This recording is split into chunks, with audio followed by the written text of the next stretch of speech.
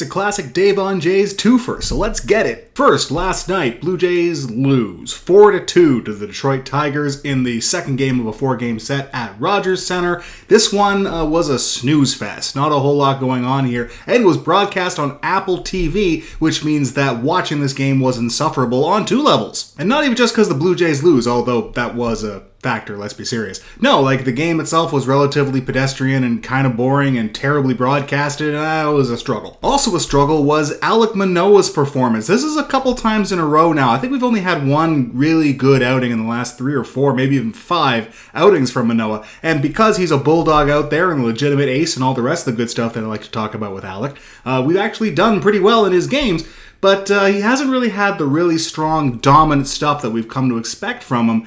And part of that might be because he has now officially, through this outing, pitched more innings this year than he ever has at any point in his baseball career before in a single season. And he's got a ways to go, right? I mean, we're not even in August yet. I wouldn't be surprised if he pitched 9-10 more times over the course of the year. I mean, yeah, kid's probably tired and he's got a long ways to go, miles to go before he sleeps. And he's a big, strong guy. When you look at that guy, you think, oh, this is a guy who could pitch for literally ever. But there is a developed stamina that starting pitchers get over the course of their career. We sometimes forget that Alek Manoah has pitched basically one full season in the big leagues. And he's done a remarkable job, but at some point, guy's got to get tired, and I think we're at that point. And I don't really know what the answer to that is, other than skip one of his starts and let him have a couple extra days off, kind of give him 10 days of rest rather than 4 or 5. I don't really know if you can do that when I guess we're in a better position to do that now that we're in first wildcard spot rather than 3 weeks ago when the roof was caving in.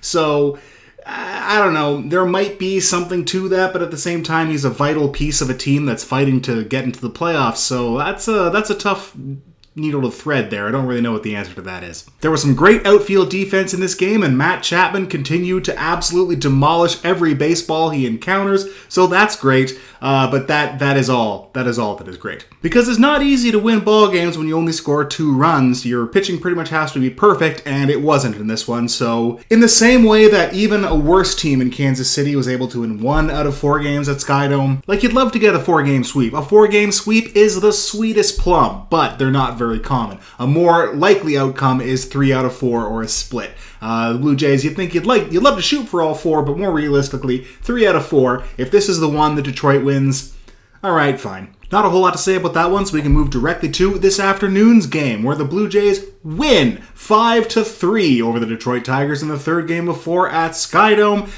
Interestingly, this game was pretty much a carbon copy of last game in that the Blue Jays continued to struggle to find hits against seemingly inferior competition. And it wasn't like last night's starter Garcia and today's starter, the prodigal Drew Hutchison. Yes, he's still in the league. I'm kind of surprised by that too. It wasn't like they were out there absolutely doing late 90s Pedro-style domination out there.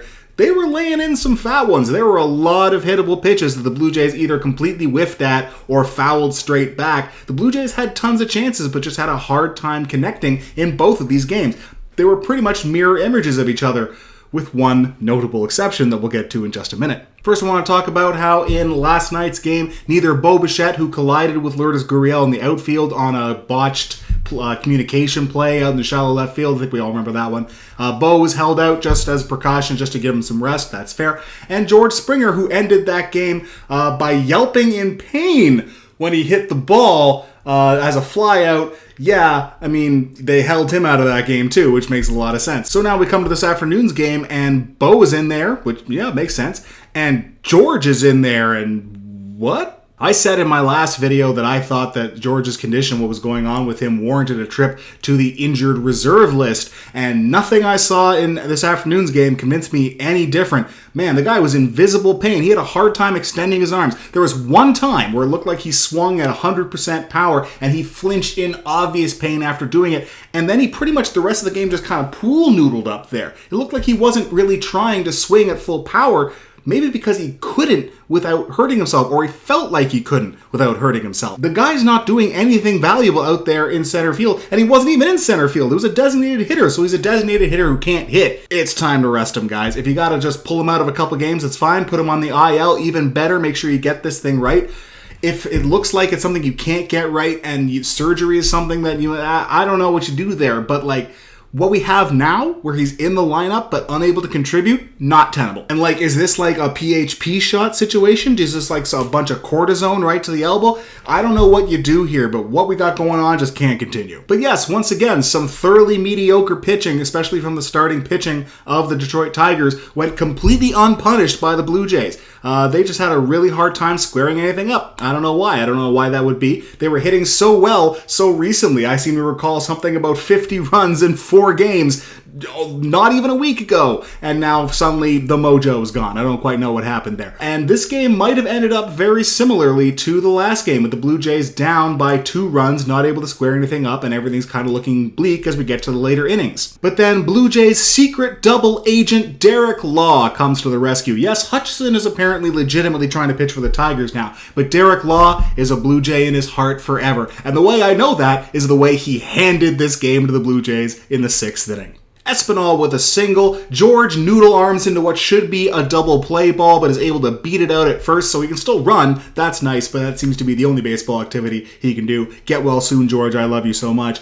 Then Derek Law uncorks a fastball directly into Vladimir Guerrero Jr.'s hand. No bueno. But it turns out that he was fine, so sort of bueno? In that, it was a free base to Vladdy. I mean, I feel like Vlad is in a good place as a hitter, so he might have got a better result than just moving the guy to second base and getting to first base himself. But whatever, you take it, it's fine. Lourdes Gurriel then, despite the fact that he has great numbers with runners in scoring position, and especially with the bases loaded this year overall, recently it seems like when he's been getting into those kind of situations, he's been grounding out feebly and hitting into a lot of double plays. I don't know, maybe that's not backed up by the stats or anything, but that's how it feels. And he kind of does it again this time with kind of a feeble tapper back to the mound that Derek Law botches in a yakety-saxian way that is just hilarious. I've watched that replay 5 or 6 times. I honestly, I'm pretty sure I would make that play. It's easy to say. I'm a keyboard warrior. I'm a guy sitting here with a camera and a microphone. I could have made that play in the big leagues. Sure you could, Dave. But seriously, this was not a very challenging play, and Derek found a way to screw it up hilariously. Anyway, bases loaded, Bo Bichette at the plate, and the stats would tell you that he is one of the very best hitters in the game with the bases loaded, and it's not just opinion saying that, that's numbers and the fact that he has 2 grand slams already this year that back that up, so, you felt pretty good he was going to do something there. A sac fly is fine. It's fine. There's an acronym that goes around in baseball Reddit circles. I don't know how generally known it is. An acronym for a situation wherein a team has the bases loaded and doesn't score. It's called Noble Tiger. You achieve a Noble Tiger. To achieve a Noble Tiger stands for nobody out, bases loaded, ending in team incapable of getting easy run. Yeah, flows off the tongue, right? Anyway, the Blue Jays did not Noble Tiger in this situation, partly because Bo Bichette successfully got the easy run with a sac fly to right field to score a hobbled George Springer, who was able to run and score the run, and that's great, but then by spreading out his arms in order to score at home plate, writhed in pain, or just collapsed in pain, right there at home plate for a solid 4 or 5 seconds before he got up. So that's great. Seriously, bench him. Don't play him. What are you doing? Which brings up Teoscar Hernandez with runners at first and second and 2 out.